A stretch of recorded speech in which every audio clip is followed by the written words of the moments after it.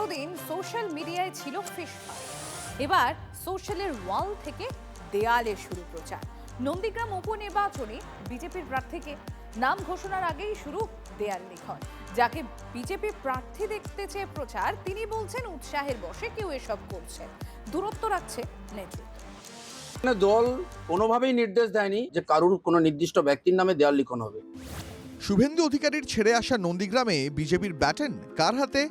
প্রার্থী ঘোষণার আগেই নন্দীগ্রামের এক বিজেপি নেতার সমর্থনে দেওয়াল লিখন। নন্দীগ্রামের ত্রিবেণী বাজার এলাকায় একাধিক দেওয়ালে জ্বলজ্বল করছে অঞ্জন ভারতীর নাম। 2021 থেকেই বিজেপির গড় নন্দীগ্রাম। 2026 বিধানসভা ভোটে 9,665 ভোটে জয়ী হন শুভেন্দু অধিকারী।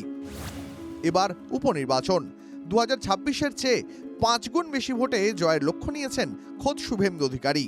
আমি 9,700 ভোটে জিতেছিলাম, তো আমার কগুণ বেড়েছে 1996 থেকে 1956 থেকে 5 গুণ। তো বেশ কিছুদিন ধরেই নন্দীগ্রাম 1 ও 2 নম্বর ব্লকের একাধিক বিজেপি নেতার অনুগামী তাদের দাদাদের হয়ে সোশ্যাল মিডিয়ায় সওয়াল করছেন, কিন্তু কারো নামে দেওয়াল লিখন এই প্রথম।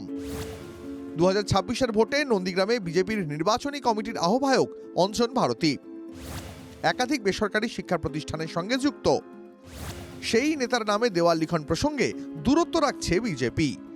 আবেগজনিত কারণে না কন্ট্রোল করতে পেরে তারা বিভিন্নভাবে নামগুলো প্রকাশ করছে বা দেয়াল লিখন করছে। এতে ভারতীয় জনতা পার্টি সাংগঠনিকভাবে বা দলীয়ভাবে কোনো নির্দেশ নেই।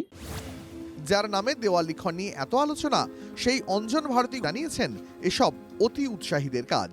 দুটো জিনিস হতে পারে, যাকে উৎসাহিত হয়ে অতি উৎসাহিত হয়ে আবেগে ধরে রাখতে পারেনি করে ফেলেছে, আবার সবার সাবোটাজও করতে পারে। এটা তার গোষ্ঠীদ্বন্দ্বের একটা প্রভাব দেখা দিচ্ছে, যে আগে ভাগে কারোর নাম লিখে দিয়ে। নন্দীগ্রামের মানুষ কোন জায়গায় দাঁড়িয়ে আছে, সারা পশ্চিমবঙ্গের মানুষ কোন জায়গায় দাঁড়িয়ে আছে, সেটা নিয়ে বিজেপি সরকারের কোনো হেলদোল নেই। মুখ্যমন্ত্রী বলছেন তার জয়ের থেকে 5 গুণ বেশি মার্জিনে জিতবেন। বিপর্যয়ের পর নন্দীগ্রামে তৃণমূলের প্রথম সারির নেতাদের কেউই ভোটে দাঁড়াতে চাইছেন না। বিজেপির একাংশ বলছে প্রার্থী হতে চেয়ে তৎপরতাই বুঝিয়ে দিচ্ছে কি হতে চলেছে নন্দীগ্রামের ফল।